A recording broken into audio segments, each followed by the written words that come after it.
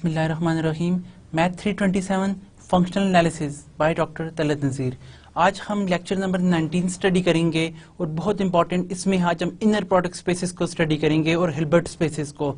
तो आज की जो हमारी कोर्स आउटलाइन है रिगार्डिंग द टुडे लेसन, उसमें first of all we shall study के what is the inner product spaces. Inner product spaces होती क्या है, ये किसकी जनरलाइजेशन है, कैसे हम इसको एक्सटेंशन मानते हैं। फर्दर द हिल्बर्ट स्पेसेस, इसकी फिर क्या डेफिनेशन है।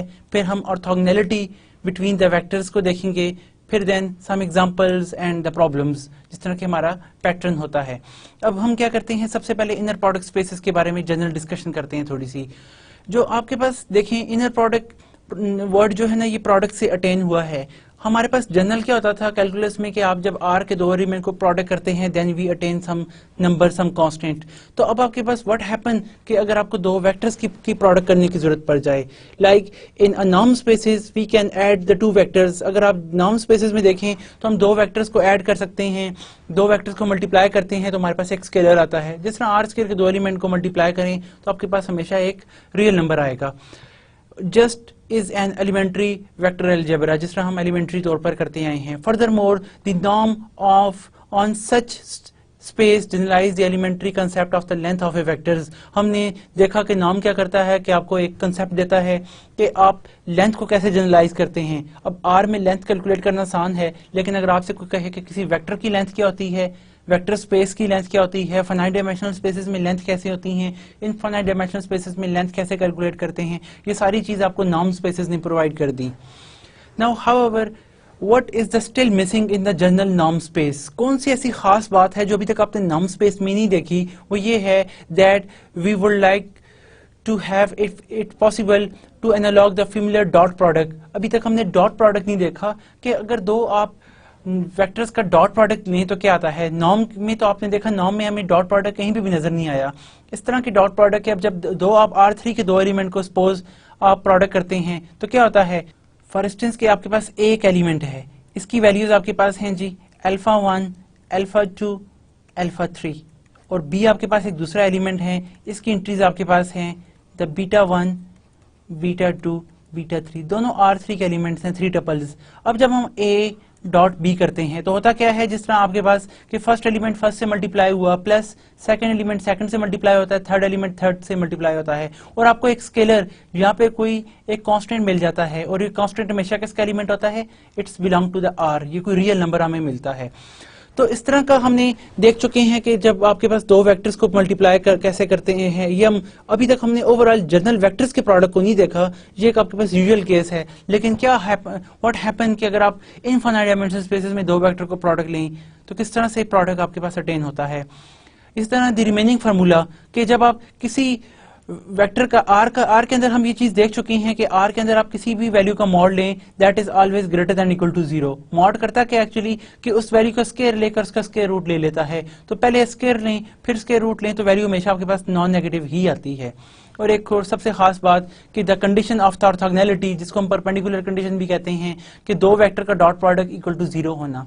कब दो एलिमेंट आपस में प्रोडक्ट लें तो 0 आते हैं, हम कहते हैं दो एलिमेंट्स आपस में ऑर्थोगोनल हैं। ये ऐसी चीजें हैं जो अभी तक हम नॉर्म स्पेसेस में नहीं हमने देखी। नॉर्म स्पेसेस सिर्फ आपको लेंथ देता है, लेंथ में से स्केलर बाय कॉमन आना, ट्रायंगुलर इनइक्वालिटी और पॉजिटिविटी आपको ये देता है। Still these things are missing. अब ये जब आपके पास कोई भी इनफाइनाइट डायमेंशनल स्पेसेस में हम डिस्कस करते हैं तो ये इंपॉर्टेंट टूल्स होते हैं जिनकी बहुत सारी एप्लीकेशंस होती हैं जनरल, जिनको हम स्टडी करेंगे। Hence the questions arise whether the dot product and orthogonality can be generalized to the arbitrary vector spaces, कि क्या आप ये डॉट प्रोडक्ट, जिस तरह दो वेक्टर्स को डॉट प्रोडक्ट लेते हैं, इस आइडिया को एक्सटेंड कर सकते हैं। क्या इस तरह प्रोडक्ट फॉर्म में आप जो है ऑर्थोगोनैलिटी का कंसेप्ट जो है इसको जनरलाइज कर सकते हैं। क्या इसी तरह आप जो नॉर्म यहाँ पे ले रहे हैं डॉट प्रोडक्ट के तहत या जो आपके पास आ रहा है, इस आइडिया को आप एक्सटेंड कर सकते हैं। In fact this can be done and leads to the inner product spaces. इसका जो है ये चीज हो चुकी है और इस चीज को इनर प्रोडक्ट स्पेस के नाम से याद किया जाता है।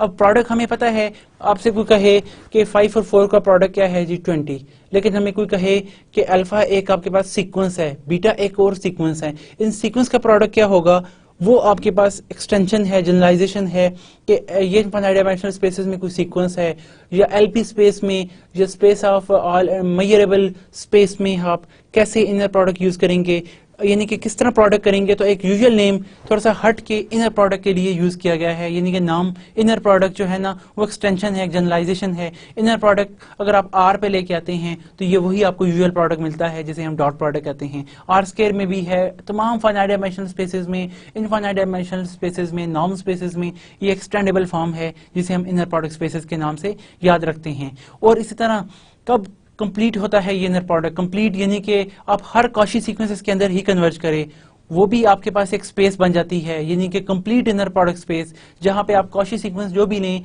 अंडर द सम मीट्रिक वो कन्वर्ज करें, उसको हम कहते हैं हिल्बर्ट स्पेस और डिनोटेड बाय एच। तो इनर प्रोडक्ट और हिल्बर्ट स्पेस जो हैं ये दोनों हमारे पास ऑलरेडी डिफाइंड है, 1922 में ये जो है इसकी एक्सटेंशन हुई थी, आई होप। अब आपके पास यहाँ पे क्या है कि inner product spaces are special norm spaces, यानी कि ये इनर प्रोडक्ट स्पेस जो जिसका भी हमने जिक्र किया एक जनरलाइज्ड प्रोडक्ट है। इनर प्रोडक्ट एक जनरलाइज्ड प्रोडक्ट है, इस तरह हिल्बर्ट स्पेस भी एक जनरलाइज्ड जो है वो कंप्लीट स्पेस है, इनर प्रोडक्ट स्पेस है। आपके पास ये स्पेशल नॉर्म स्पेसेस हैं, यानी कि ये नॉर्म स्पेसेस हैं, वन कैन सी दैट के वी शैल सी कि ये नॉर्म स्पेस की तमाम condition N1, N2, N3, N4 सारी प्रॉपर्टीज को सेटिस्फाई करती है।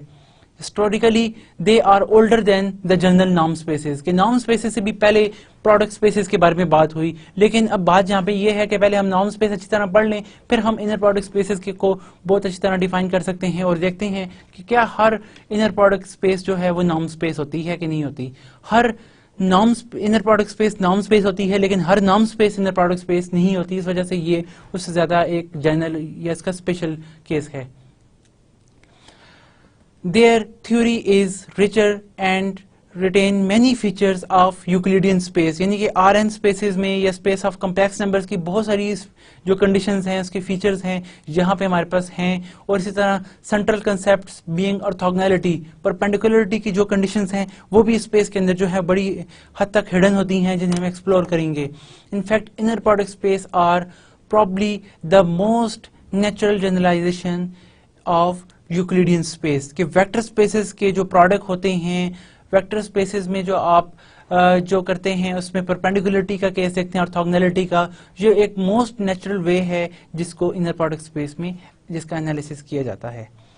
अब व्हाट अबाउट कौन से ऐसी फीचर्स हैं, कौन सी फंक्शनल एनालिसिस की यूजफुल एप्लीकेशंस हैं जो हमें इनर प्रोडक्ट स्पेस में मिलती हैं और इसकी रिचनेस को प्रोवाइड करती हैं, यानी कि the space have been up to now the most useful space in the practical application of functional analysis। के functional analysis में अगर आप देखें तो most one of the top feature जो स्पेस है वो इनर प्रोडक्ट स्पेस ही है। कैसे? अब जब हम इसमें काम करेंगे तो मैं आपको दिखाऊंगा कि क्या क्या फीचर हैं, कौन से ऐसी यूजफुल चीज हैं, कौन से ऐसे लॉज हैं जो इनर प्रोडक्ट स्पेस में हैं और कौन से इसकी जो है खूबसूरत एप्लीकेशंस को हम एनालिसिस करेंगे।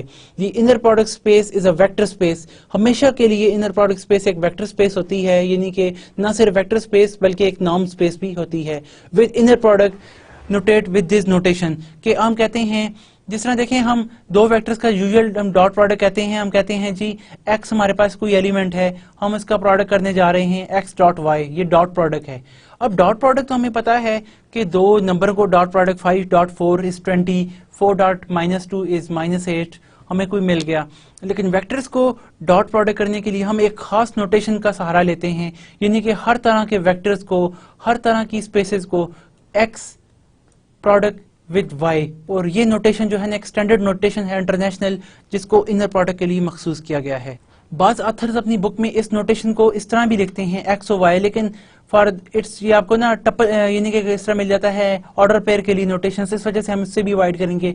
सिर्फ इनर प्रोडक्ट स्पेस के लिए हम ये नोटेशन जो है वो यूज करेंगे। ये आपके पास एक स्टैंडर्ड नोटेशन है इनर प्रोडक्ट के लिए to define on it. The latter generalize the dot product of a vectors in a 3-dimensional space and is use to define as, कि आप इससे एक नॉर्म भी ऑब्टेन कर सकते हैं। नॉर्म कैसे? कि अगर आप x यानी कि इसी में y को भी x इंटरचेंज कर दें और आप जब इसका स्क्वायर रूट लें, चूंकि आपको ये हमेशा एक रियल नंबर लेगा। जो भी आप देखें डॉट प्रोडक्ट लेते हैं चाहे दो वेक्टर्स का, हमेशा आपके पास आंसर कोई ना कोई रियल नंबर आएगा, और वो रियल नंबर जो है वो पॉजिटिव होता है कब, जब x x सेम हो, तो आप इसका स्क्वायर रूट भी ले सकते हैं। तो आपके पास ये नॉर्म आपको डिफाइन करेगा, यानी कि हर इनर प्रोडक्ट से आप एक नॉर्म इंड्यूस कर सकते हैं। जिस तरह हमने देखा हर नॉर्म से हम एक मीट्रिक इंड्यूस कर सकते हैं, तो गोया आपके पास हर इनर प्रोडक्ट से एक नॉर्म इंड्यूस कर सकते हैं, और यहाँ पे भी नॉर्म से एक मीट्रिक इंड्यूस कर सकते हैं, और उस मीट्रिक के तहत हम कंप्लीटनेस देखते हैं क्या वो स्पेस कंप्लीट है कि नहीं। अगर वो इनर प्रोडक्ट स्पेस उस मीट्रिक के तहत कंप्लीट होती है तो हम कहते हैं इट्स अ हिल्बर्ट स्पेस, और हम H से डिनोट करते हैं, और ये बहुत ही नाइस स्पेस है। हिल्बर्ट स्पेस होना बहुत बड़ी बात होती है किसी स्पेस का। अब ऑर्थोगोनैलिटी क्या है कि आप यहाँ से देखते हैं कि x और y क्या ये दोनों आपस में परपेंडिकुलर हैं, कब, जब उन दोनों का इनर प्रोडक्ट इक्वल टू 0 आएगा। ये दो बातें हैं जो हम फाइनाइट डायमेंशनल स्पेस या हर तरह की स्पेसेस में, इनफाइनाइट डायमेंशनल स्पेसेस में भी ये चीज़ जो है वो स्टडी करते हैं। अब हिल्बर्ट स्पेस क्या है, is a complete inner product space. अब कंप्लीट इनर प्रोडक्ट स्पेस की इसके अंदर हर कॉची सीक्वेंस कन्वर्ज करता है जो भी अंडर द मीट्रिक आप नॉर्म के तहत जो मीट्रिक इंड्यूस करते हैं, यानी कि यहाँ से आपको देखें ना इनर प्रोडक्ट जो है एक नॉर्म स्पेस देता है। अगर आप यहाँ पे गौर करें उस नॉर्म के तहत एक मीट्रिक इंड्यूस हो सकती है, उस मीट्रिक में अगर कोई भी सीक्वेंस उस मीट्रिक के तहत कॉची सीक्वेंस उसी स्पेस के अंदर कन्वर्ज करता है तो वो स्पेस कंप्लीट हो जाती है। हम कंप्लीटनेस के बारे में बहुत कुछ पढ़ चुके हैं। अब वही अगर इनर प्रोडक्ट स्पेस कंप्लीट होती है तो हम उसे हिल्बर्ट स्पेस के नाम से डिनोट करते हैं, और हिल्बर्ट स्पेस जो है नॉर्मली इसको सेट H कहते हैं, इस पूरी स्पेस को denoted by H is a complete inner product space. ये हमेशा एक आपके पास कंप्लीट इनर प्रोडक्ट स्पेस होती है। The theory of inner product and Hilbert space is richer than of that general norm and Banach spaces. अब Banach space क्या है, कंप्लीट नॉर्म स्पेस, और नॉर्म स्पेस क्या है, हमारे पास एक वेक्टर स्पेस होती है जो जिसके अंदर नॉर्म की तमाम कंडीशन सेटिस्फाई करती है।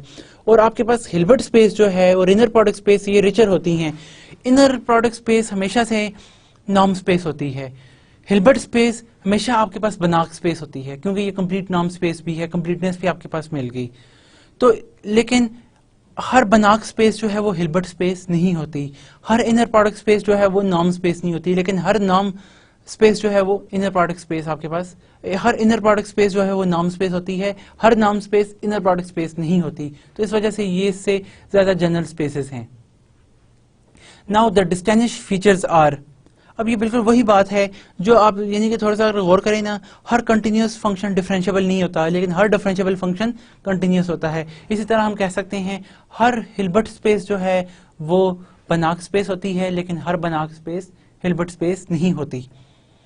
अब डिस्टिंग्विश फीचर्स क्या हैं इस हिल्बर्ट स्पेस के, कि हिल्बर्ट स्पेस की वो डिस्टिंग्विशिटी है जो नॉर्म स्पेस या आपके पास बनाक स्पेस में आप डायरेक्ट सम का कंसेप्ट नहीं है ऑन द क्लोज सब स्पेस के, और ना ही ऑर्थोगोनल कंप्लीमेंटेशन का कोई आइडिया है।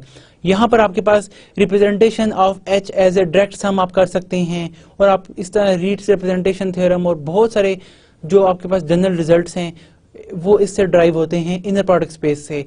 कंप्लीट इनर प्रोडक्ट स्पेस जिसे हम हिल्बर्ट स्पेस कहते हैं, H से डिनोट है।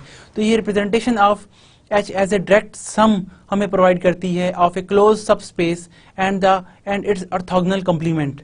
फर्दर दूसरी क्या ब्यूटी है इसमें जो नॉर्म स्पेस या बनाक स्पेस में नहीं है, कि ऑर्थोनॉर्मल सेट, ऑर्थोनॉर्मल यानी कि तमाम ऐसे एलिमेंट्स जिनका नाम भी 1 हो और आपस में उनका इनर प्रोडक्ट लें सेट के एलिमेंट का तो जॉब 0 आए, वो सारे के सारे ऑर्थोनॉर्मल हैं। And the sequence and corresponding representation of elements of the Hilbert space H, ये तमाम की तमाम चीज़ें ऑर्थोनॉर्मलिटी ऑर्थोगोनैलिटी सारी की सारी हिल्बर्ट स्पेस के अंदर मौजूद होती है। नॉर्म स्पेस में आपको ऐसी कोई चीज़ नहीं मिलती।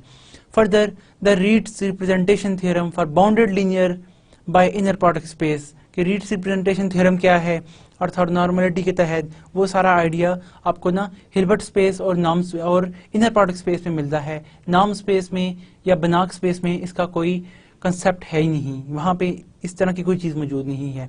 और फाइनली खूबसूरत चीज़ क्या है कि आपको हिल्बर्ट एडजॉइंट ऑपरेटर जिसे हम टी स्टार से डिनोट करते हैं of a bounded linear operator T, के हर टी का एक आपके पास ना Hilbert adjoint operator T star exist करता है जो कि नाइस प्रॉपर्टीज परफॉर्म करता है।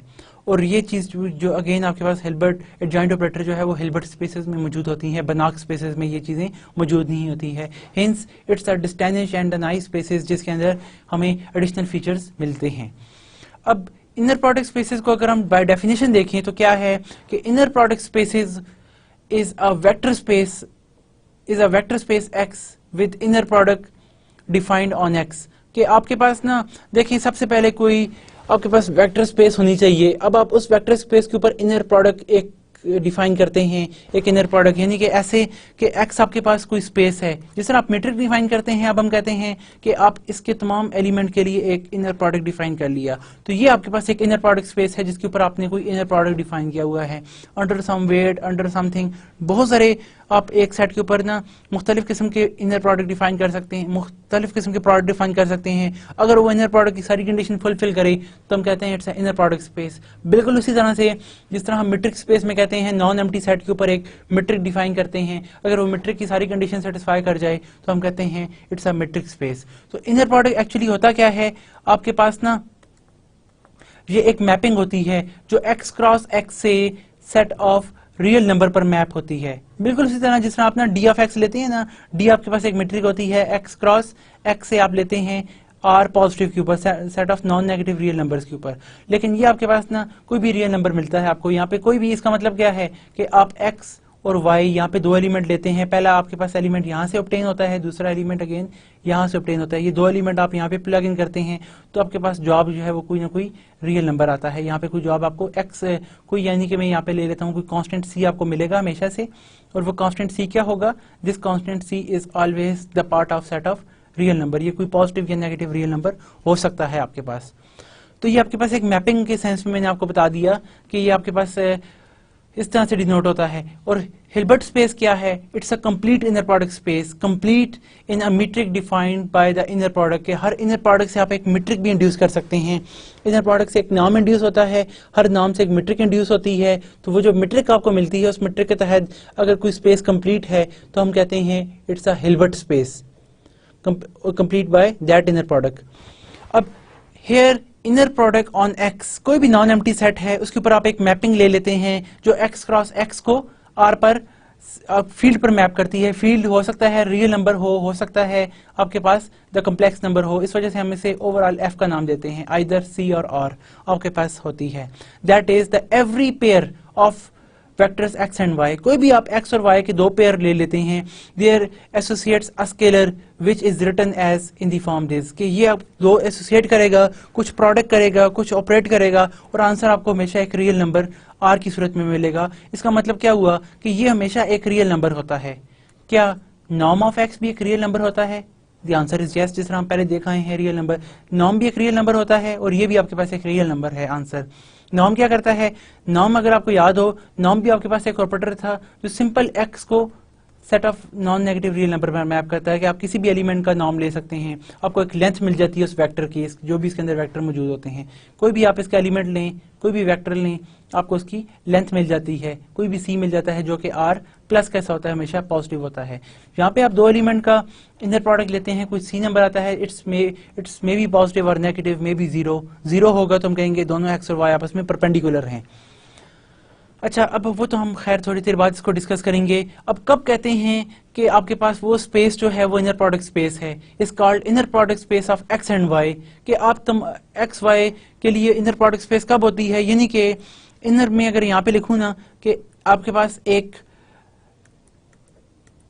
ये एक मैपिंग है जिसकी यहाँ पे आप कोई दो एलिमेंट पुट करें, कहाँ के एक्स क्रॉस एक्स के ऑर्डर पेयर है कि पहला एलिमेंट यहाँ पे लेंगे, दूसरा एलिमेंट यहाँ का यहाँ पे आएगा। इनका आप क्रॉस प्रोडक्ट यानी कि ऑर्डर पेयर के एलिमेंट लेते हैं तो आपके पास ये मैप होती है, कोई ना कोई रियल नंबर आपको मिलता है।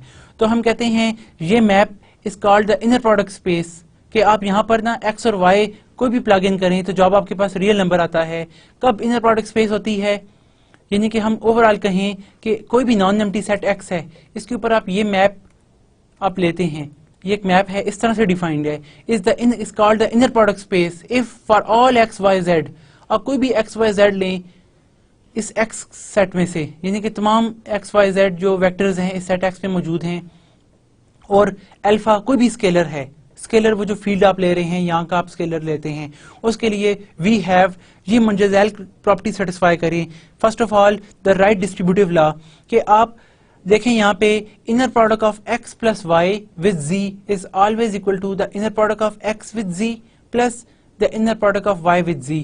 यहाँ पर आप देखें it's like the kind of distribution इस तरह से हो रही है कि x प्लस y को जिस तरह आप समझे कि एक एलिमेंट z से आप मल्टीप्लाई करते हैं तो क्या होता है, x जो है वो z से भी मल्टीप्लाई होता है प्लस y जो है वो भी z से मल्टीप्लाई होता है, डिस्ट्रीब्यूटिव लॉ जिस तरह अप्लाई होता है। तो इनर प्रोडक्ट स्पेस की ये इनर प्रोडक्ट की पहली प्रॉपर्टी है कि ये कंडीशन हमेशा से सेटिस्फाई करनी चाहिए। आप जो भी फंक्शन डिफाइन कर रहे हैं x क्रॉस x से r पर, वो ये कंडीशन जरूर सेटिस्फाई करे कि आप x प्लस y ले लें, उसका फिर z से इनर प्रोडक्ट लें, तो आंसर हमेशा वो सेम आए कि आप x का पहले z से इनर प्रोडक्ट ले रहे हैं फिर प्लस y का z से इनर प्रोडक्ट ले रहे हैं। बोथ केसेस में आपका रिजल्ट सेम होना चाहिए तमाम x y z के लिए जो भी आप वेक्टर स्पेस में से ले रहे हैं। दूसरी इसकी इनर प्रोडक्ट की प्रॉपर्टी क्या है कि जब भी आप कोई अल्फा जो स्केलर है अल्फा x लेंगे, स्केलर वेक्टर से मल्टीप्लाई करें तो अगेन वेक्टर ही आपको आंसर मिलता है। तो ये अल्फा x एक वेक्टर है, अगर आप इसको y से मल्टीप्लाई करेंगे, कोई भी पॉजिटिव नेगेटिव वेक्टर है, तो हमेशा आपके पास आंसर क्या आएगा, the alpha times inner product of x Y. कि अल्फा आप यहाँ से फर्स्ट कंपोनेंट से हमेशा बाहर ले सकते हैं, यहाँ पे सिर्फ फर्स्ट से ले सकते हैं, सेकंड से नहीं। सेकंड के बारे में हम थोड़ी देर बाद डिस्कस करेंगे क्योंकि वो किस तरह से इंडिफरेंट होगा। दूसरी बात, ये सिमेट्रिक नहीं होता। एक्स वाई का इनर प्रोडक्ट लें तो हमेशा जो हमारे पास वाई एक्स का कंजुगेट आएगा। कंजुगेट का क्या मतलब होता है, जिस तरह आप x प्लस अयोटा y का आप कंजुगेट लेते हैं कम्प्लेक्स नंबर में, तो क्या आपके पास जवाब आता है x माइनस अयोटा y, ये इसका कंजुगेट है। लेकिन आपके पास सिंपल x प्लस वाई कोई रियल नंबर है, इसका कंजुगेट x प्लस वाई की इक्वल ही होता है। इसका मतलब क्या है, गोया अगर आपके पास स्पेस, ये जो स्केलर्स आप ले रहे हैं, अगर तमाम एलिमेंट आपके पास ना रियल हैं, फिर एक्स वाई का इनर प्रोडक्ट वही होगा जो वाई एक्स का है। रियल का से मुराद ये है कि इसका इमेजिनरी पार्ट कोई भी एग्जिस्ट नहीं करता, तो उस केस में एक्स वाई का इनर प्रोडक्ट वही होगा जो वाई एक्स का है। अदरवाइज आपके पास ना इसके कंजुगेट की इक्वल आएगा। कंजुगेट का आइडिया आपको मैंने बता दिया कि जिस तरह हम z का z बार से डिनोट करते हैं, z bar is the conjugate of z। और चौथी आखिरी प्रॉपर्टी क्या है कि एक्स एक्स आप दो एलिमेंट सेम ले लें, inner product of the same element x x अगर सेम है तो उसका इनर प्रोडक्ट हमेशा नॉन नेगेटिव आपके पास होगा। नॉन नेगेटिव यानी कि इस सूरत में कि उसका अगर तो एक्स एक्स दोनों जीरो हैं, एक्स है जीरो, एक्स एक्स दोनों जीरो, हम रहा थे कि एक्स जीरो है तो उसका इनर प्रोडक्ट हमेशा इक्वल टू जीरो होगा। और अगर एक्स एक्स का इनर प्रोडक्ट जीरो है तो इसका मतलब है एक्स है जीरो। और अदरवाइज क्या होगा, अगर x not equal to zero है तो x और x का इनर प्रोडक्ट हमेशा आपके पास स्ट्रिक्टली ग्रेटर देन जीरो होगा। ये आपको ये प्रॉपर्टीज ये बताती है कि it's inner product is non negative if x equal to the inner product of x equal to zero, it's mean x is equal to zero, and if x equal to the zero then it's mean the inner product of x is always equal to the zero। और normally inner product x x का हमेशा greater than zero होता है। तो ये property अगर कोई भी फंक्शन जो एक्स क्रॉस एक्स को रियल नंबर पर मैप करता है अगर वो सेटिस्फाई करे तो हम कहते हैं फॉर ऑल एक्स वाई ये कंडीशन सेटिस्फाई हो रही है, तो हम कहते हैं एक्स जो है वो आपके पास इनर प्रोडक्ट स्पेस है जिसके ऊपर आपने ये प्रोडक्ट डिफाइन किया हुआ है। अब ये इनर प्रोडक्ट आपको बहुत सारी खास चीजें देता है। फॉर इंस्टेंस के in inner product space we can define the norm on X given by. अब यहाँ पर अगर आप गौर करें ये लास्ट प्रॉपर्टी के एक्स एक्स नॉर्म हमेशा greater than equal to zero होता है, तो हम हर इनर प्रोडक्ट से एक नॉर्म इंड्यूस कर सकते हैं। वो कैसे कि देखें एक्स एक्स का आप इनर प्रोडक्ट लेते हैं तो हमें पता है हमेशा आपके पास answer greater than equal to zero रहता है। अब इस greater than equal to zero को हम डिनोट करते हैं the norm of X whole square. और अगर आप इसका if you take the square root on both side तो हमारे पास क्या आ जाएगा, नॉर्म ऑफ एक्स के ऊपर आप स्क्वायर रूट अप्लाई करें then it will give you, ये कोई रियल नंबर है आपके पास क्योंकि हमें पता है नॉर्म जब भी लेते हैं एक्स एक्स का तो हमारे पास एक रियल नंबर आता है और ये आपका पॉजिटिव रियल नंबर इस फॉर्म में मिल जाएगा। तो हम हर इनर प्रोडक्ट स्पेस से एक नॉर्म इंड्यूस कर सकते हैं। और अब हमें पता है कि हर नॉर्म स्पेस से एक मेट्रिक इंड्यूस कर सकते हैं, तो गोया हमारे पास यहाँ पे मेट्रिक कैसे डिफाइन होगी, a metric on X is given by D of x Y क्या होती है, norm of x minus Y. तो यहाँ पर जहाँ पे आपके पास एक्स है आप एक्स को एक्स माइनस वाई से रिप्लेस कर दें, यहाँ पे भी एक्स माइनस वाई आ जाएगा, यहाँ पे भी एक्स माइनस वाई। इसका मतलब क्या है, D of x Y is equal to the inner product of x minus Y again inner product of x minus Y whole square root. Hence, the inner product space are a norm spaces and Hilbert space are Banach spaces। अब यहाँ पर important बात क्या है कि आपने ये जो नॉर्म डिफाइन किया it's a norm space, it's will give you always give you a norm space कि आपने x जो है आपके पास कोई भी नॉन एम्प्टी सेट है, आपने एक नॉर्म डिफाइन कर लिया है। किस तरह कि इस नॉर्म ऐसे ले लिया है कि वो जो आपके पास इनर प्रोडक्ट स्पेस थी, जो आपको x का इनर प्रोडक्ट मिलता है, आप इस होल का अगर स्क्वायर रूट लेते हैं तो आपको एक नॉर्म की शक्ल में एक एलिमेंट मिल जाता है। ये आप देख सकते हैं कि ये नॉर्म स्पेस की चारों condition n1, n2, n3, n4 सारी की सारी सेटिस्फाई करता है। वो कैसे कि आपके पास n1 क्या होता है कि नॉर्म ऑफ x हमेशा ग्रेटर देन इक्वल टू 0 होता है। यहाँ पर आप देखें कि नॉर्म आप जो लेते हैं ये आपके पास हमेशा ग्रेटर देन इक्वल टू 0 है, तो उसका स्क्वायर रूट लेंगे वो भी ग्रेटर देन इक्वल टू 0 आएगा। दूसरी बात नॉर्म n2 की कि आपके पास norm of x equal to 0 होता है if and only if x equal to the 0। अगर आप यहाँ पर इनर प्रोडक्ट की प्रॉपर्टी नंबर यहाँ पे प्रॉपर्टी देखें ये वाली कि norm of x equal to 0 if and only if x equal to 0, तो आपको क्या मिलेगा कि सपोज कर लेते हैं कि आपके पास नॉर्म इक्वल टू 0 है। अगर नॉर्म इक्वल टू 0 है इसका क्या मतलब है, द इनर प्रोडक्ट इसका स्क्वायर रूट ऑफ x ये इक्वल टू 0 आएगा। अब स्क्वायर भी ले लेंगे तो इसका मतलब क्या है कि आपके पास norm of x equal to 0 आ गया। Hence norm of x equal to 0 हो गया और इसका मतलब क्या है कि आपके पास नॉर्म ऑफ x 0 कब होता है, if and only if x equal to 0। ये आप यहाँ पे देख लें कि norm of x equal to 0 if and only if x equal to 0। तो हम ये n2 भी प्रूव कर लेते हैं, norm of x equal to 0 if and only if x equal to 0। ये आपकी कंडीशन भी सेटिस्फाई हो जाती है। n3 की ये कंडीशन भी हम बड़े आराम से शो कर सकते हैं कि नॉर्म ऑफ कोई भी आप अल्फा x लेते हैं then it's equal to the absolute value of alpha times the norm of x। तो इनर प्रोडक्ट में ये खूबी है। देखें आपके पास यहाँ पे क्या है कि मैं अगर इस फॉर्म में देखूं नॉर्म ऑफ अल्फा x लेता हूं तो बाय द इनर प्रोडक्ट मेरे पास क्या आएगा, एब्सोल्यूट टाइम्स यहाँ पे अल्फा जो है अल्फा x यहाँ पे भी आ जाएगा, इसी तरह अल्फा x मेरे पास यहाँ पे भी आ जाएगा स्क्वायर रूट में। अब हमें पता है कि अल्फा हम फर्स्ट टर्म और सेकंड टर्म से कॉमन ले सकते हैं, लेकिन नॉर्म में अगर मैं पहले टर्म से अल्फा कॉमन लूं तो मेरे पास क्या आ जाएगा, alpha times x with alpha x ये आ जाएगा। उसकी क्या वजह है, अभी हमने ऊपर देखा इसकी n अगर आप टू प्रॉपर्टी देखें तो हम सिर्फ फर्स्ट टर्म से अल्फा को कॉमन ले सकते हैं, सेकंड से नहीं, क्योंकि सेकंड से हम कॉमन नहीं ले सकते। लेकिन सेकंड प्रॉपर्टी क्या कहती है कि अगर आप इसको रोटेट करेंगे तो आपके पास इसका कंजुगेट आएगा। अब यहाँ पर देखें मैं अगर इसको लिख सकता हूँ दैट इज इक्वल टू, ये अल्फा मेरे पास कॉमन ही है यहाँ पर, इसको मैं इंटरचेंज करूंगा तो मेरे पास क्या आ जाएगा, अल्फा x होल बार, क्योंकि जब भी आप इसको इंटरचेंज करेंगे आपके पास ट्रांसपोज आएगा बाय IP3 इनर प्रोडक्ट की प्रॉपर्टी नंबर 3 से। अब यहाँ पर देखें ये मेरे पास फॉर्म आ गई। वन कैन राइट हेयर कि अब आप अल्फा इसमें स्केलर है, बाकी तो सारे वेक्टर्स हैं। अब आप यहाँ से जब भी अल्फा ये ले लें तो आपके पास क्या आ जाएगा, अल्फा कॉमन है, आप इसे लिख सकते हैं जो अल्फा बार लेंगे that is the mod value of the absolute value of alpha times the x inner product. आपके पास इस सूरत में वैल्यू आ जाएगी यहाँ पर। और फर्दर अगर आप यहाँ पर मैं इस स्टेप को यहाँ पे प्रोसीड करूँ आपके सामने तो that is equal to the alpha, this is the the alpha mod square times inner product of x ये हमारे पास आ जाएगा।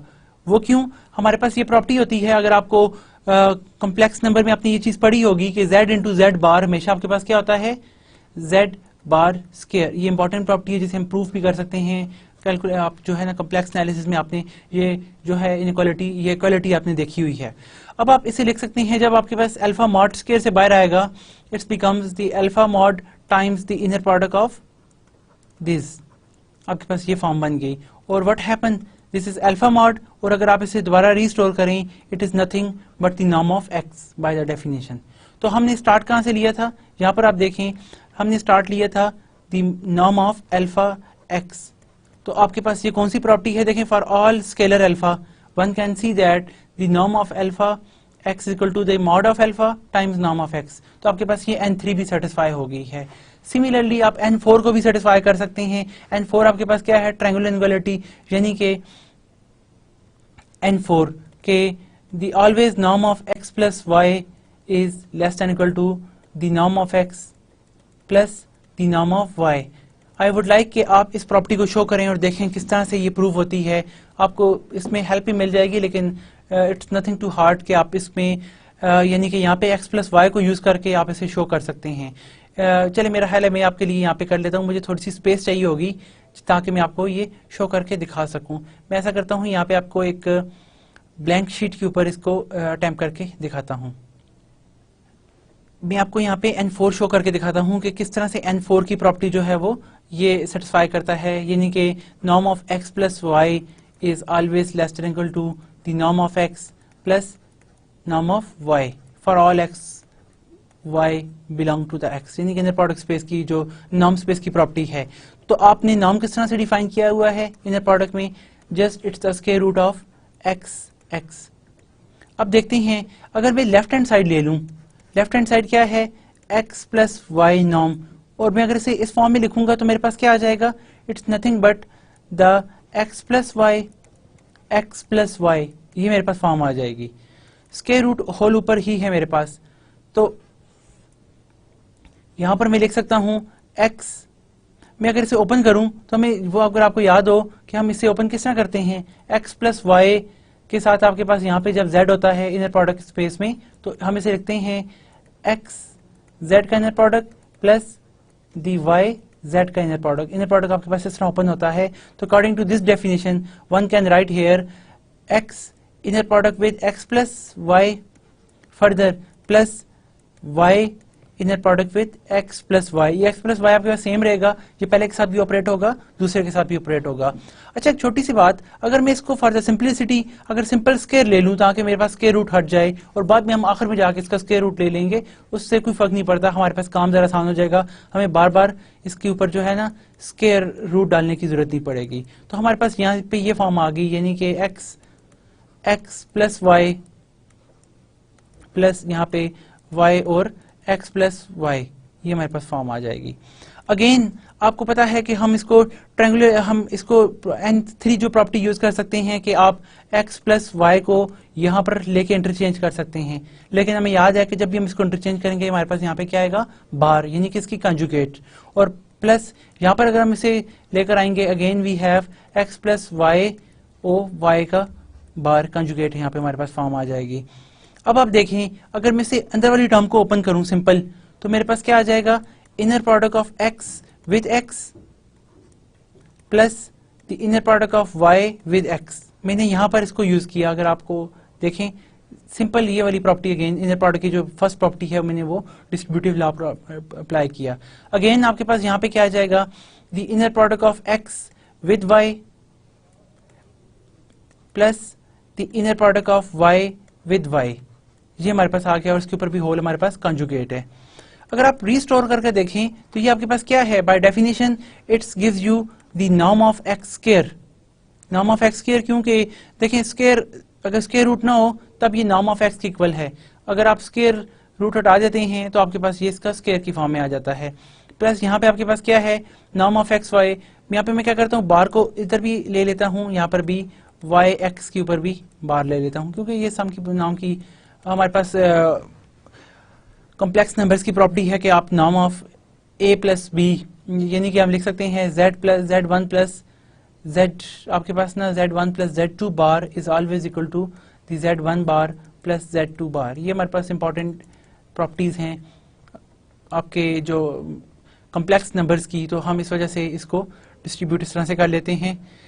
यहाँ पर भी एक्स वाई बार प्लस यहाँ पे हमारे पास क्या आ जाएगा, by the definition it's a norm square of this one. अब हमारे पास ये क्या है, पॉजिटिव क्वांटिटी है और हमारे पास यहाँ पे इसका बार है, तो पॉजिटिव क्वांटिटी का बार जो है जो कि रियल नंबर है, नाम हमेशा आपको रियल नंबर देता है, तो रियल नंबर जब भी आप लेते हैं तो it's will attain always result by itself, ये हमेशा हमारे पास इसी का यही वैल्यू आ जाएगी।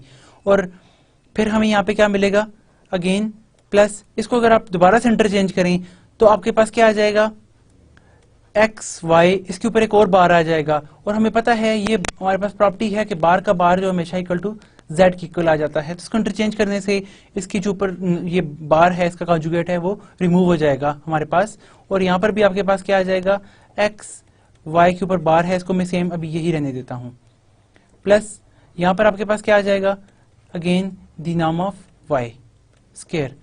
अच्छा, अगर हम यहाँ पे देखें तो ओवरऑल हमारे पास क्या सिचुएशन बनी, इन दो टर्म्स को ये हमारे पास कोई भी दो टर्म्स हैं जो इसमें ऐड हो रही हैं, एक दफा ये और एक दफा इसका कॉन्जुगेट, तो इन जनरल हमारे पास एक दफा इसमें ये ऐड हो रही हैं, एक दफा सब्ट्रैक्ट हो रही हैं, तो हम कह सकते हैं कि यहाँ पर इस तरह से इसको लिख सकते हैं कि आपके पास अगर मैं इन दो टर्म्स को उठा के इस तरफ मूव कर लेता हूं तो मेरे पास क्या आ जाएगा, x plus Y norm square minus X Y norm minus X Y conjugate, आपके पास ये वैल्यू आ जाएगी, that is less than equal to the norm of this square plus the norm of this square. और आप इसमें further plus 2 times add करके आप इसे शो कर सकते हैं कि ये हमेशा इससे लेस है, और जब हम इस पे ऊपर स्क्वायर रूट अप्लाई करते हैं और by property we attain that कि आपके पास ये n4 की जो कंडीशन है इसको ये फुलफिल कर जाएगी। तो आप n1 n2 n3 n4 satisfy करके ये शो कर सकते हैं कि आपका ये जो इनर प्रोडक्ट स्पेस है, तो हम यहाँ पे n1 n2 n3 n4 को अप्लाई करके ये शो कर सकते हैं कि हमारा ये जो इनर प्रोडक्ट स्पेस है ये एक नॉर्म इंड्यूस करता है अंडर दिस वन। सिमिलरली हमारे पास ये जो है एक मीट्रिक स्पेस भी हमें प्रोवाइड करता है, और आपके पास जो कंप्लीट नॉर्म स्पेस होती है वो बनाक स्पेस होती है, और कंप्लीट इनर प्रोडक्ट स्पेस जो होगी वो हमेशा आपके पास एक हिल्बर्ट स्पेस होगी। और हमने यहाँ पे नॉर्म स्पेस और बनाक स्पेस का स्ट्रक्चर जो है वो एनालिसिस कर लिया है। नाउ फर्दर आपके पास ना एक इंपॉर्टेंट प्रॉपर्टी अगर आप n13 से नोट करें, n13 की आपको क्या बताती है, यानी कि एक्स वाई का अगर आप कंजुगेट लेते हैं, यानी कि एक्स वाई को इंटरचेंज करते हैं, तो ये सिमेट्री आपको इस तरह से मिलती है वाई एक्स, लेकिन इसके ऊपर बार हमेशा आ जाता है। अब बार के कब आता है, जब आपके पास नंबर कम्प्लेक्स हों। अगर आपके पास स्पेस ही बार यानी कि denotes the complex conjugation, Consequently, if x is a real space, x आपके पास स्पेस ही रियल है जहां पे कम्प्लेक्स कोई नंबर है ही नहीं, तो उस केस में क्या होगा, सिंपली अब आपके पास देखें कोई रियल नंबर है x, if x is real, तो x के ऊपर आप बार भी डालेंगे तो आपके पास जवाब x की क्वेरी आएगा, क्योंकि वहां पे तो कंजुगेट सिर्फ कम्प्लेक्स नंबर पे ऊपर अप्लाई होता है, रियल नंबर के ऊपर उसकी कोई इंपॉर्टेंस नहीं, कोई उसके ऊपर रोल प्ले नहीं करता। तो उस केस में आपके पास सिंपली वी कैन हैव कि एक्स वाई का इनर प्रोडक्ट जो है ना वाई एक्स के इक्वल ही होगा, यानी कि उसकी वजह यह है कि एक्स वाई है तो हमारे पास किसके इक्वल आता है, वाई एक्स के इक्वल आता है, लेकिन चूंकि आपके पास स्पेस जो है वो रियल है तो रियल होने की वजह से ये वाई एक्स हमेशा इसकी इक्वल ही आ जाएगा, हिंस हमारी सिमेट्री मिल जाती है। लेकिन इसके लिए इंपॉर्टेंट बात ये हमें ये पता हो कि हमारी एक्स जो है वो रियल वेक्टर स्पेस है, कोई भी वेक्टर स्पेस है लेकिन इसके अंदर एलिमेंट्स रियल हैं, कोई भी कम्प्लेक्स या आयोटा टाइप इसके कंपोनेंट्स नहीं हैं। Now from I1 to I3, ये हम I1 I2 I3 यूज करें तो हम ये प्रॉपर्टी जो है बड़े आराम से इसमें कंक्लूड कर सकते हैं। फॉर इंस्टेंस कि आप देखें कि alpha X plus beta Y with इसका इनर प्रोडक्ट ले लें z के साथ, तो हमेशा हमारे पास आंसर आता है alpha time x z plus beta time y का इनर प्रोडक्ट विद z। कैसे कि देखें मैं यहाँ पे अल्फा एक्स को प्लस बीटा वाई है हमारे पास, इसको मैं अगर z के साथ इसका इनर प्रोडक्ट लेता हूं तो मेरे पास क्या वैल्यू आएगी, यानी कि अगर आप फर्स्ट प्रॉपर्टी यूज करें that is alpha X with z plus again we have the beta Y with z, ये मेरे पास फॉर्म आ जाएगी। और यहां से अगर मैं देखूं तो मेरे पास जो सेकंड प्रॉपर्टी है कि आप अल्फा कॉमन ले सकते हैं सिर्फ पहले कंपोनेंट में से, अल्फा दिस प्लस अगेन यहाँ पे मेरे पास बीटा कॉमन है, I can write here the y times z. So look at there, ये हमारे पास प्रॉपर्टी जो है वो प्रूफ हो गई है। अगेन इस प्रॉपर्टी को अगर आप देखें B2 को, तो मैं फर्स्ट लेफ्ट हैंड साइड लेता हूं x विद अल्फा y, अगर मैं लूं तो मेरे पास क्या आ जाएगा, यहाँ पे इसको मैं इंटरचेंज करके लिख सकता हूं क्या कि हमारे पास ना अल्फा y टाइम्स x का होल कंजुगेट होल बार। अब होल बार में आपके पास जो भी एलिमेंट अगर कॉम्प्लेक्स होते हैं तो उसका जो इम्पैक्ट होता है वो आपके पास इस अल्फा के ऊपर बार के ऊपर आके अप्लाई होता है, one can write on this way. और आपके पास जब अल्फा यहाँ से बार, हम हमेशा फर्स्ट स्टेप में जो भी चीज होती है उसको बार कॉमन ले सकते हैं, so alpha bar times the Y in the product with X, ये हमारे पास फॉर्म आ जाएगी एंड हेंस वी प्रूव्ड। और सिमिलरली लास्ट स्टेप भी हम प्रूव कर सकते हैं। लास्ट स्टेप के लिए अगर मैं यहाँ पे आपके लिए कुछ प्रीसीडिंग स्टेप्स लिख लूँ, फॉर इंस्टेंस के अगर मैं सिंपली x का इनर प्रोडक्ट लेता हूँ alpha y plus the beta z, तो इसको वन कैन राइट हेयर कि आप बाय कंजुगेसी अप्लाई करें तो अल्फा वाई प्लस बीटा बार, यानी कि अल्फा के ऊपर भी बार, बीटा के ऊपर बार, जेड टाइम एक्स, यानी कि हमने इसको सिमेट्री प्रॉपर्टी इंटरचेंज की तो अल्फा के ऊपर भी बार, जेड के ऊपर बार, क्योंकि सिर्फ स्केलर के ऊपर बार आता है। और अगर आप दोबारा से देखें ये आपके पास यही वाली प्रॉपर्टी मिल जाती है, और हम इसे लिख सकते हैं अगेन कि अल्फा, इसी प्रॉपर्टी को अप्लाई करें जिस तरह ए को, तो हम लिख सकते हैं alpha bar times Y with X, इधर आपके पास वाई विद एक्स, आप गौर करें तो ये आपके पास क्या है, पहला component Y with X plus the B, second में बीटा बार कॉमन है, बीटा बार बाहर आ जाएगा यहाँ पर देखें, एंड सेकंड आपके पास Z with X, Z and then with X का इनर प्रोडक्ट, और hence such thing is proved. Z with X हमारे पास यहाँ पे, अगर मैं आपको यहाँ पर बताऊं कि y विद x और फिर z विद x, ये हमारे पास आ गया, और बार की वजह से हम इसको दोबारा से इंटरचेंज करके ये कंडीशन जो है उसको शो कर सकते हैं। सो हमने यहाँ पे ये देखा कि इनर प्रोडक्ट स्पेस आपके पास ये वाली प्रॉपर्टी सेटिस्फाई करती हैं। अब कौन सी ऐसी खास बात है जो नॉर्म स्पेस में है लेकिन इनर प्रोडक्ट स्पेस में, नॉर्म स्पेस में नहीं है लेकिन इनर प्रोडक्ट स्पेस में है, वो है पैरेललोग्राम लॉ। आपकी इनर प्रोडक्ट स्पेस हमेशा के लिए एक खास कंडीशन सेटिस्फाई करती है जिसे हम पैरेललोग्राम लॉ कहते हैं। इनर प्रोडक्ट स्पेस ये सेटिस्फाई करती है कि this thing always equal to left hand side equal to right hand side, लेकिन आपकी जो सिंपल नॉर्म स्पेस है वो ये लॉ डिफाइन नहीं करती। तो गोया कि जो भी आपके पास अगर कोई भी बनाक स्पेस अगर वो पैरेललोग्राम लॉ सेटिस्फाई कर जाए तो हम कहते हैं वो बनाक स्पेस जो है वो इनर प्रोडक्ट स्पेस है, वो नॉर्म स्पेस जो है वो इनर प्रोडक्ट स्पेस है। नॉर्म स्पेस, हर नॉर्म स्पेस जो है ये इनर प्रोडक्ट स्पेस सेटिस्फाई नहीं करती। जो भी आपके पास नॉर्म स्पेस ये इनर प्रोडक्ट, ये पैरेललोग्राम लॉ सेटिस्फाई करेगी वो हमेशा इनर प्रोडक्ट स्पेस होगी।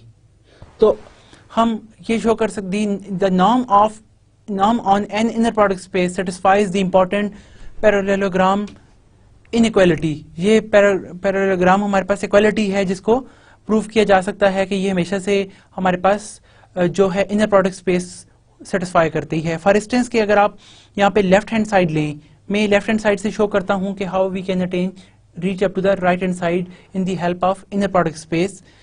x प्लस वाई का जब हम यहाँ पे इनर प्रोडक्ट लेते हैं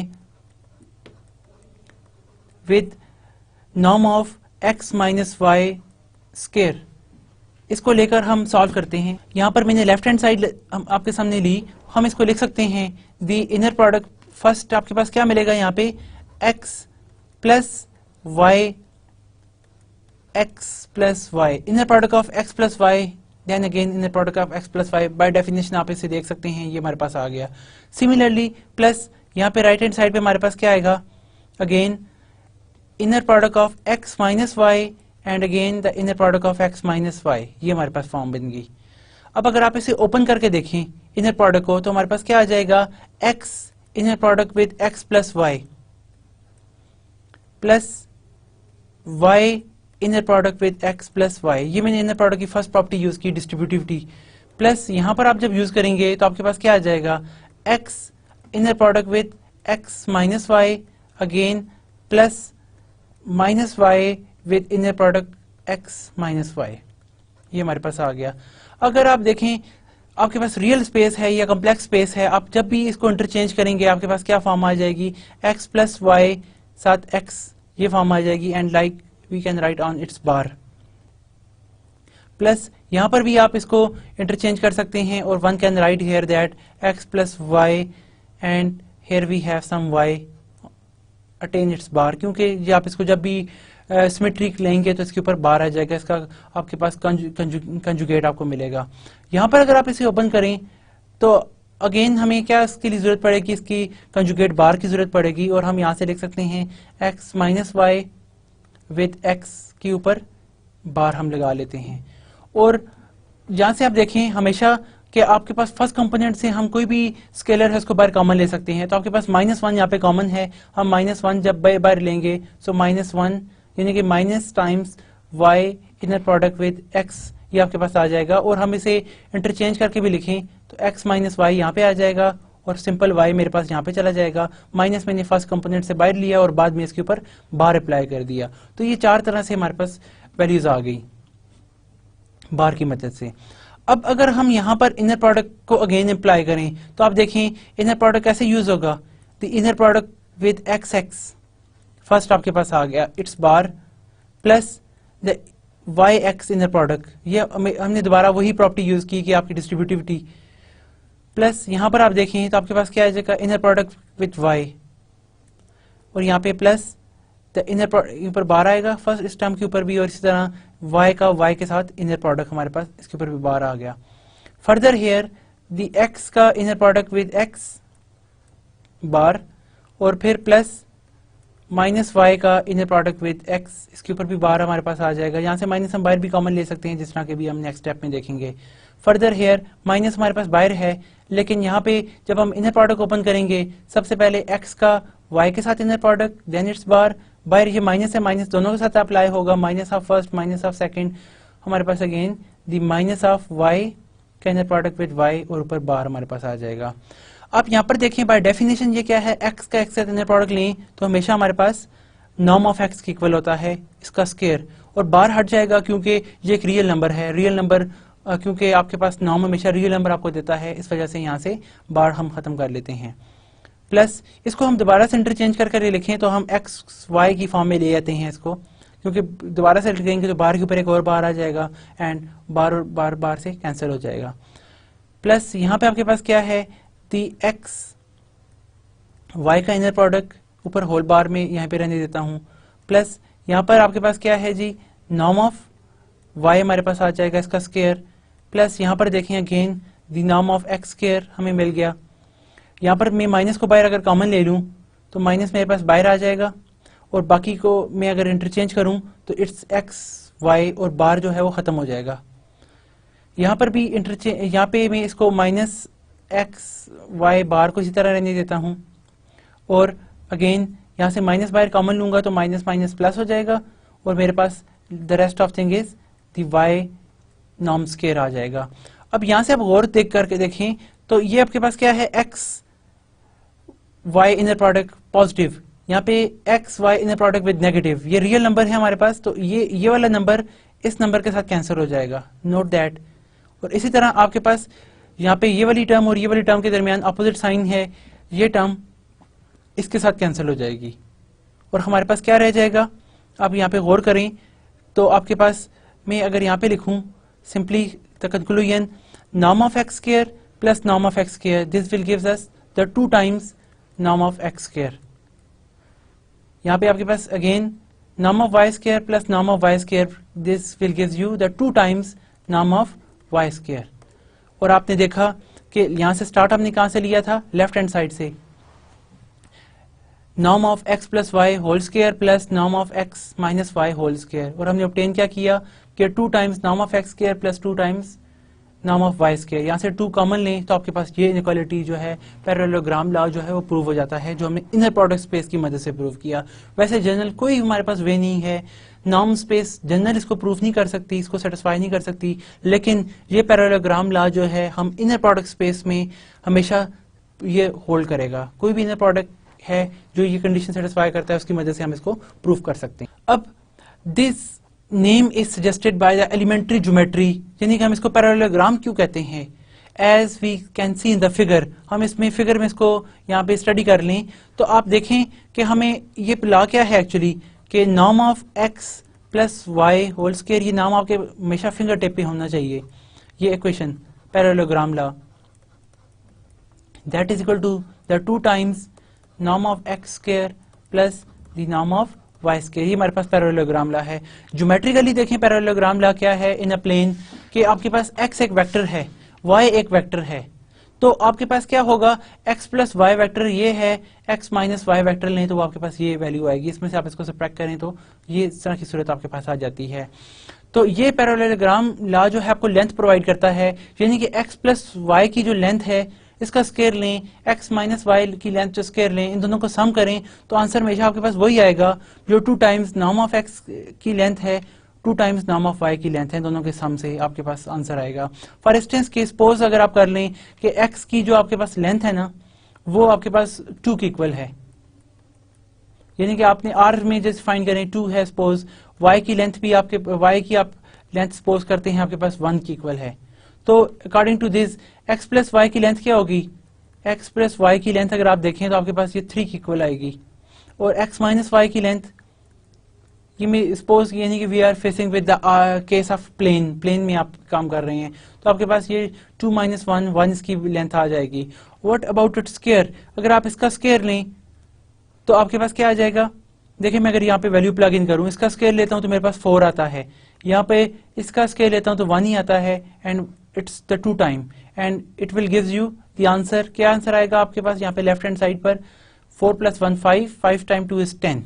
ऑन द अदर हैंड यहाँ पे मेरे पास क्या है, x प्लस वाई नॉर्म 3 है, तो मैं जब इसका स्क्वायर लेता हूँ तो मेरे पास आंसर जो है वो 9, 3 का स्क्वायर 9 आता है, प्लस ये 1 है, 1 का स्क्वायर लेता हूँ तो 1 आता है, और again then 9 plus 1 equal to the 10, तो 10 equal to the 10। Look at there के पैरेललोग्राम लॉ का जो है ये हमेशा हमारे पास फुलफिल करता है, यही वही लेंथ वेज, इस वजह से हम इसको पैरेललोग्राम लॉ कहते हैं। If we remember that the norm generalizes the elementary concept of the length of a vector, जैसे अभी हमने length of vector को study किया, तो it is a quite remarkable that such an equation continues to hold in our present much more general setting। कि आप देखें यहाँ पे more general setting कैसे है, कि आपने यहाँ पे देखें मैंने जिस तरह आपके सामने ये कैलकुलेशन किसके लिए की है, आर स्क्वायर के लिए की है या आर के लिए की है। आपके पास इनफाइनाइट वेक्टर्स हैं, इन्फिनिट डायमेंशनल स्पेस, ये कोई इन्फिनिटी डायमेंशनल वेक्टर है, ये कोई और इन्फिनिटी डायमेंशनल वेक्टर है, इनके तहत भी आप लेंथ चेक कर सकते हैं कि वहां पर भी ये पैरेललोग्राम लॉ होल्ड करता है। यानी कि ना सिर्फ आर में, ना सिर्फ आर स्क्वायर में, ना सिर्फ फाइनाइट डायमेंशनल स्पेस में, बल्कि इनफाइनाइट डायमेंशनल स्पेसेस में, हर तरह की स्पेसेस में, L2 space, L infinity space, space of sequence, space of all functional space जो कि आपके पास क्लोज इंटरवल पर डिफाइंड है, space of all polynomial, space of differentiable space, हर तरह की स्पेस के ऊपर आप ये पैरेललोग्राम लॉ जो है इसको एक्सटेंड कर सकते हैं। इस वजह से हम कह सकते हैं कि हमारी ये जो सेटिंग है it's a more general setting. ये हमारे पास इनर प्रोडक्ट जो है ये बहुत जनरल है, आप इसको डिफरेंशिएबल स्पेस पर देख सकते हैं, continuous space of all continuous functions पर देख सकते हैं, ना सिर्फ आर स्क्वायर में, हर तरह की फाइनाइट इनफाइनाइट डायमेंशनल स्पेसेस पर आपको ये वर्किंग मिल सकती है। Now we conclude that if a norm does not satisfy 4, कि ये 4 कंडीशन आपके पास जो है अगर कोई नॉर्म सेटिस्फाई ना करे तो वो कभी भी इनर प्रोडक्ट स्पेस नहीं होगा। It can not be obtained from the inner products by the use of 1, वो जो हमने 1 के अंदर हमने इनर प्रोडक्ट जो डिफाइन किया था, यानी कि ये 1 ये जो नॉर्म डिफाइन किया था ये कभी भी हम इस तरह का ऑब्टेन कर ही नहीं सकते। तो जो भी आप इनर प्रोडक्ट से नॉर्म इंड्यूस करेंगे वो हमेशा से ये कंडीशन सेटिस्फाई करेगा। तो गोया इंपॉर्टेंट बात ये कि आपकी जो हर नॉर्म स्पेस होती है, तो गोया आपकी वो जो हर नॉर्म स्पेस होती है वो ये इनर प्रोडक्ट जरूर सेटिस्फाई करेगी अगर आपने उस इससे ये नॉर्म इंड्यूस किया है। यानी कि आपने जो भी लिखा कि नॉर्म ऑफ एक्स आप जो लिखते हैं that is nothing but x x का इनर प्रोडक्ट, आप ये जो नॉर्म यहाँ से इंड्यूस करते हैं, यानी कि मैं इसको ये ले लेता हूँ, ये आप जो नॉर्म यहाँ पे डिफाइन करते हैं इस केस के इसके रूट की बदौलत, वो हमेशा ये कंडीशन सेटिस्फाई करता है। अगर वो नहीं करता तो इसका मतलब है वो नॉर्म है लेकिन वो इनर प्रोडक्ट स्पेस नहीं है।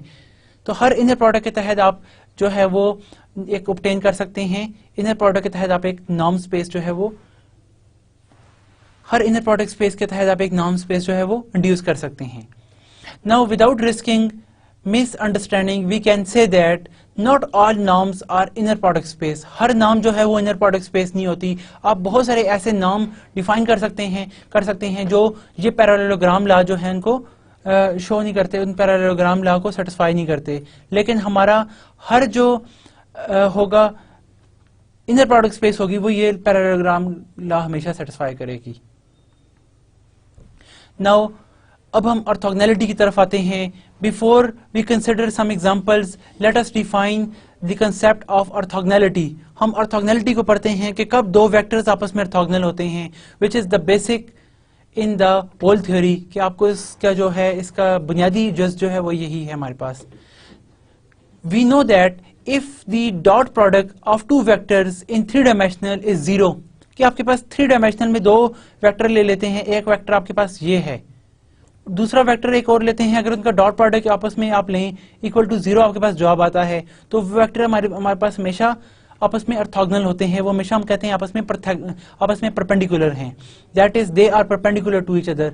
ये दो वेक्टर आप ले लें, जिस तरह ये ए है कोई वेक्टर है आपके पास, ये दूसरा बी वेक्टर है आपके पास, जब भी इन दोनों का इनर प्रोडक्ट इक्वल टू 0 यानी कि इनका डॉट प्रोडक्ट 0 होगा तो हम कहेंगे कि ये दोनों वेक्टर आपस में एक दूसरे को परपेंडिकुलर हैं, दोनों के दरमियान 90 के एंगल हमारे पास है। तो ये ऑर्थोगोनल का हमारे पास आइडिया है, दे आर परपेंडिकुलर और at least one of them is 0, या तो कोई एक वेक्टर 0 है तब ये डॉट प्रोडक्ट 0 होगा, तब भी हम कहेंगे ये आपस में ऑर्थोगोनल हैं। This suggest and motivates the following definition, ये मजेदार डेफिनेशन है, इसके बारे में बताता है कि आप एक नई डेफिनेशन कंस्ट्रक्ट कर सकते हैं। What is the definition? Orthogonality. अब देखें ये हम R3 के बारे में सिर्फ पढ़ रहे थे, अब हम जनरल कोई भी नॉन एम्प्टी सेट है, चाहे वो फाइनाइट डायमेंशनल है चाहे इनफाइनाइट डायमेंशनल है, सीक्वेंस हैं, फंक्शंस हैं, जो भी उसमें है एक्स सेट के अंदर, उस होल के लिए थ्योरी वर्क करती है कि हम कहते हैं कि an element x of inner product space x is said to be orthogonal to an element y belong to the x if x y inner product equal to the 0। अगर दो element का इनर प्रोडक्ट इक्वल टू 0 होता है then we say that कि for all element के लिए आपके ना एक एलिमेंट x है, उसका अगर आप y के साथ इनर प्रोडक्ट लेते हैं, आपके पास जवाब जो ये अटेन हुआ एक रियल नंबर आया, ये आपको हमेशा एक रियल नंबर मिलता है। वो रियल नंबर अगर 0 आ गया तो हम कहते हैं x और y आपस में ऑर्थोगोनल हैं। अगर इनका जवाब इक्वल टू 0 आता है तो हम कहते हैं this implies that x is orthogonal to y। We also say that x and y are orthogonal, और हम इसको नोटेट करते हैं जिस तरह मैंने आपके सामने ये नोटेशन शो की। Similarly by the subsets a b दो x के सबसेट हैं, हम इस तरह भी कहते हैं कि x जो है ना वो एक सेट y के ऑर्थोगोनल है। देखें ये एक एलिमेंट है और ये पूरा का पूरा सेट है, सेट के अंदर कितने एलिमेंट होते हैं, मे बी फाइनाइट इनफाइनाइट। हम कहते हैं कब एक सेट जो है वो आपके पास ऑर्थोगोनल होगा ए के, if x is orthogonal to a for all a belong to x, यानी कि अगर ये आपके पास ऑर्थोगोनल होगा कब, इफ x का a के साथ आप इनर प्रोडक्ट लें इक्वल टू 0 आएगा, तमाम a आप ले रहे हैं इस सेट a में से हर एलिमेंट ले रहे हैं कोई a, उस a का हर एलिमेंट यानी कि x का a के हर एलिमेंट के साथ इनर प्रोडक्ट 0 होगा, तो हम कहेंगे ये x इस पूरे सेट के ऑर्थोगोनल है। पहले हमने कहा एक एलिमेंट दूसरे एलिमेंट के कब ऑर्थोगोनल होता है, जब उन दोनों का इनर प्रोडक्ट 0 हो, और हम इस तरह से नोटेट करते हैं। लेकिन यहाँ पे x जब किसी y के ऑर्थोगोनल हो, किसी पूरे सेट a के ऑर्थोगोनल होता है, उस केस में ये इसका मतलब है कि x जो है वो इस a के हर एलिमेंट के ऑर्थोगोनल है, इस a सेट के हर एलिमेंट के साथ इसका इनर प्रोडक्ट 0 है। मिसाल के तौर पर आप ये देखें, मेरे पास एक वेक्टर ले लेता हूं x सिंपल सा, यानी कि आपके पास ये ना 1 2 एक वेक्टर है। अच्छा, मैं एक सेट a डिफाइन करता हूं, इसके अंदर मेरे पास ना एक 0 0 वेक्टर मौजूद है। इसी तरह मैं इसमें एक और वेक्टर ले लेता हूं, यानी कि इस तरह के -2, 1, ये मेरे पास एक वेक्टर है इसके करस्पॉन्डिंगली। ये चले मैं दो ही वेक्टर इस वक्त चूज कर रहा हूं यहाँ पे। अच्छा, अब मैं देखें क्या होता है, इसका जब 1 2 का इनर प्रोडक्ट लेता हूं -2 1 के साथ, अभी हमने इनर प्रोडक्ट पढ़ा नहीं है कैसे लेते हैं, लेकिन यहाँ पर आप देखें जब इनको आप सिंपल डॉट प्रोडक्ट ले लें, डॉट प्रोडक्ट यानी कि मैं कहता हूं, क्योंकि आप देखेंगे कि इनर प्रोडक्ट जो है ना वो जनरलाइजेशन है डॉट प्रोडक्ट की, तो 1 2 का मैं ले लेता हूं -2 1 के साथ इनर प्रोडक्ट, तो मेरे पास क्या आएगा, इससे ये मल्टीप्लाई होगा तो मेरे पास -2 आ जाएगा, प्लस 2 जो है 1 से मल्टीप्लाई होगा तो 2 आ जाएगा, जवाब मुझे एक रियल नंबर 0 मिल गया। इसका मतलब क्या हुआ कि मैंने इसके साथ इनर प्रोडक्ट लिया तो जवाब मेरे पास 0 आया, और 0 के साथ मैं अगर अगेन x का यानी कि इसको मल्टीप्लाई कर लेता हूँ, 1 2 को मैं अगेन 0 0 के साथ इसका इनर प्रोडक्ट लेता हूँ, तो मेरे पास जवाब क्या आएगा, 0 के साथ आप जिसका भी डॉट प्रोडक्ट लें देखें तो आपके पास जवाब 0 ही आएगा। इसका मतलब क्या है कि ये x जो है a के हर एलिमेंट के ऑर्थोगोनल है, तो इसको हम इन जनरल लिखेंगे यहाँ पर कि this x is orthogonal to set a, ये सेट a के ऑर्थोगोनल है। अब इस डेफिनेशन को हम थोड़ा सा और एक्सटेंड करते हैं कि हम कहते हैं कि set a is orthogonal to set b if A is orthogonal to B for all A belongs to the A and B belongs to the B। यानी कि दो सेट कब ऑर्थोगोनल होते हैं? जब A के तमाम एलिमेंट्स B के सेट के तमाम एलिमेंट के ऑर्थोगोनल हो, हर एक का आपस में इनर प्रोडक्ट लें, जवाब आपके पास 0 आए। यानी कि जिस तरह आपके पास यहाँ पे एक एलिमेंट है, इसके साथ आप पहले देखें सारों का जवाब 0 आए, इसी तरह फिर वो Y होगा, उसके साथ सारों का इनर प्रोडक्ट 0 आए, तो हम कहेंगे एक्स वाई जिस सेट किसी सेट में अटेन कर रहे हैं उसका B हमने नाम रखा हुआ है, ये A है, तो हम कहेंगे A और B आपस में ऑर्थोगोनल हैं, क्योंकि इनके तमाम एलिमेंट्स का आपस में इनर प्रोडक्ट हम ले रहे हैं। हमारे पास जवाब क्या आता है? 0 आता है। अब ये हमें कुछ एग्जांपल स्टडी करते हैं, कौन किस तरह हम, जिस तरह मैंने आपको यहाँ पे शो किया कि हमारे पास स्पेस जो है वो ऑर्थोगोनल कैसे होती हैं। सबसे नाइस स्पेस आर एन या आर जिसे हम कहते हैं, आर की आप जितनी भी फाइनाइट डायमेंशनल ले लें, एन ले लें, ये हमेशा हमारे पास हिल्बर्ट स्पेस होती है। Hilbert space in the sense के आपके पास the space R N is a Hilbert space with inner product defined by. आप इनर प्रोडक्ट कैसे डिफाइन करते हैं कि एक्स आपके पास एक एलिमेंट है एन टपल, जिसमें xi1 xi2 up to xin मौजूद हैं। y आपके पास क्या है? ईटा j है, यानी कि j टपल n टपल मौजूद हैं, ईटा1 ईटा2 अप टू ईटा n, ये अगेन n टपल मौजूद है। तो आप जब x और y का दो एलिमेंट का इनर प्रोडक्ट लेते हैं, इसका मतलब क्या है कि पहला एलिमेंट पहले से मल्टीप्लाई हो प्लस दूसरा एलिमेंट दूसरे से मल्टीप्लाई हो plus up to so on, last element last से मल्टीप्लाई हो। तो r n के दो एलिमेंट को मल्टीप्लाई करना आपको एक रियल नंबर मिल जाता है r, ये हमेशा आपको r रियल नंबर एक आंसर मिलेगा। तो ये हमने इनर प्रोडक्ट डिफाइन कर लिया, इसको हम यूजुअल इनर प्रोडक्ट भी कहते हैं कि आर एन में इनर प्रोडक्ट डिफाइन करने का एक ही तरीका है। इस तरह से हम आर एन में, ये एक आपके पास आर एन जो है वो एक हिल्बर्ट स्पेस है defined by such inner product. Again by the 5 we can obtain a norm, हम एक नॉर्म ऑब्टेन कर सकते हैं किस तरह से कि norm of x is equal to the x x आप ले लें, यानी कि यहाँ पे भी आप दोबारा एक्स शिफ्ट कर लें और उसका स्क्वायर रूट ले लें, वो जो भी नंबर आएगा उसके ऊपर आप होल स्क्वायर रूट डिफाइन कर लें।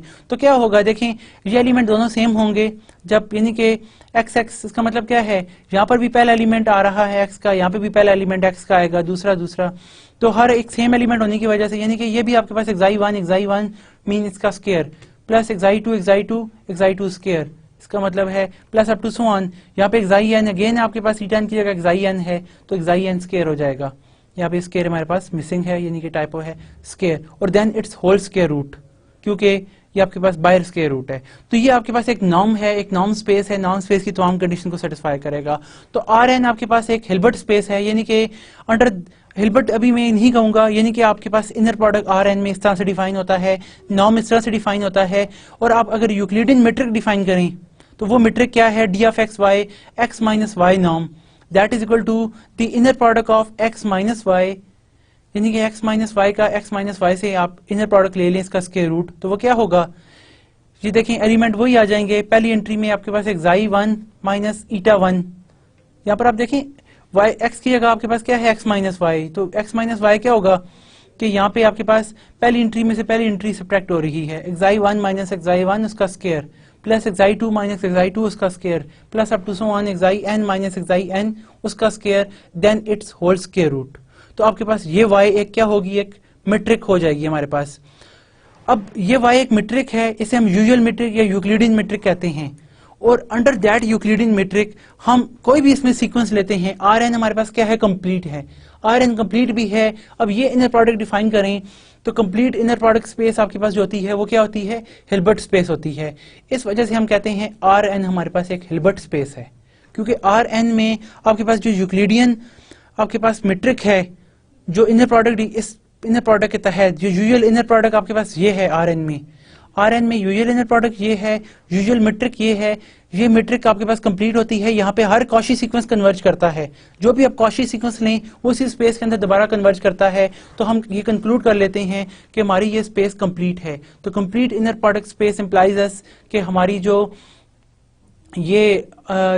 आर एन है जो कंप्लीट इनर प्रोडक्ट स्पेस है, इस वजह से जो भी कंप्लीट इनर प्रोडक्ट स्पेस होती है वो हिल्बर्ट स्पेस होती है। तो आर बनाक स्पेस भी है और आर एन हिल्बर्ट स्पेस भी है। तो आपने इस तरह देखा कि हम किस तरीके से अपनी ये स्पेसेस को शो करते हैं। फर्दर हम इसके बारे में बाकी एग्जांपल्स अपने नेक्स्ट लेक्चर में स्टडी करेंगे। आज में हमने जो बुनियादी तौर पर जो चीज़ें डिस्कस की आपके सामने, हमने इनर प्रोडक्ट स्पेस देखा, यानी कि एक एक्सटेंशन है, एक बहुत बड़ी जनरलाइजेशन है प्रोडक्ट की, कि डॉट प्रोडक्ट आप लेते हैं फाइनाइट डायमेंशनल में R3 में कैसे लेते हैं, अब Rn में प्रोडक्ट कैसे लेते हैं, LP स्पेसेस में, बनाक स्पेसेस में, यानी कि जितनी भी हमारे पास इनफाइनाइट डायमेंशनल स्पेसेस हैं या फाइनाइट डायमेंशनल स्पेसेस हैं, उसके लिए जो आपके पास प्रोडक्ट का आइडिया है, जो हम फर्दर इसकी एग्जांपल स्टडी करेंगे अपने नेक्स्ट लेसन में। यहाँ पर हमने सिर्फ ये देखा कि आपका वो एक्सटेंशन क्या है, कौन सा आप सेट के ऊपर एक प्रोडक्ट लें, डिफाइन करें, वो इनर प्रोडक्ट होता है, उसकी ना IN1 इनर प्रोडक्ट की 1 2 3 4 सारी कंडीशन सेटिस्फाई करती हैं, तब हम उसे कहते हैं ये हमारे पास इनर प्रोडक्ट स्पेस है। और इनर प्रोडक्ट स्पेस में हमने इंपॉर्टेंट देखा कि आप नॉर्म कैसे डिफाइन करते हैं, जिस तरह कि आपके पास ये नॉर्म हमने डिफाइन किया, एग्जांपल भी देख ली। इसी तरह फिर हम मीट्रिक कैसे डिफाइन करते हैं कि हर इनर प्रोडक्ट से आप एक नॉर्म इंड्यूस करते हैं, फिर एक आप इनर प्रोडक्ट इंड्यूस करते हैं। और फिर हमने देखा कि आपके पास जो इनर प्रोडक्ट स्पेस हैं वो एक बहुत इंपॉर्टेंट लॉ सेटिस्फाई करते हैं, जिसे हम पैरेललोग्राम लॉ कहते हैं या पैरेललोग्राम इक्वालिटी कहते हैं। हर इनर प्रोडक्ट स्पेस वो पैरेललोग्राम लॉ जो है वो सेटिस्फाई करती है। फिर हमने ऑर्थोगोनैलिटी देखा कि कब दो वेक्टर्स ऑर्थोगोनल होते हैं, अगर उनका इनर प्रोडक्ट 0 हो। इसी तरह एक सेट कब किसी भी वेक्टर के ऑर्थोगोनल होता है और कब दो सेट्स आपस में ऑर्थोगोनल होते हैं। फिर हमने एग्जांपल भी देखी, Rn जो है वो आपके पास एक हिल्बर्ट स्पेस है, यानी कि कंप्लीट इनर प्रोडक्ट स्पेस है। कंप्लीट भी है क्योंकि इसके अंदर हर कॉची सीक्वेंस कन्वर्ज करता है। यहाँ पे नॉर्म कैसे, यहाँ पे हम इनर प्रोडक्ट कैसे डिफाइन करते हैं, फिर हम यहाँ पे नॉर्म कैसे डिफाइन करते हैं, फिर यहाँ पे मीट्रिक कैसे डिफाइन करते हैं। नेक्स्ट हम इससे रिलेटेड बाकी एग्जाम्पल स्टडी करेंगे। Okay, thank you very much. Allah Hafiz.